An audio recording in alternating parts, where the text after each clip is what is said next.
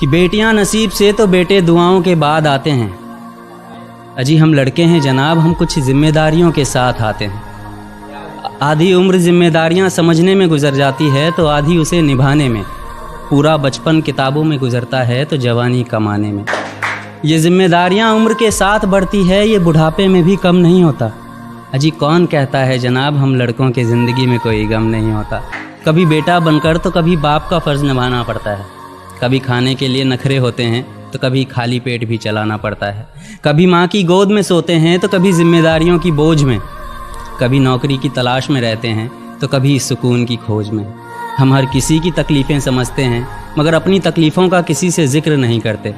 जिम्मेदारियों के पीछे कुछ इस कदर भागते हैं कि अपनी ख्वाहिशों की भी फिक्र नहीं करते। हमसे हर किसी को उम्मीदें हैं मगर कोई हमसे हमारी ख्वाहिशें पूछे किसी का मन नहीं होता। कौन कहता है जनाब हम लड़कों के ज़िंदगी में कोई गम नहीं होता।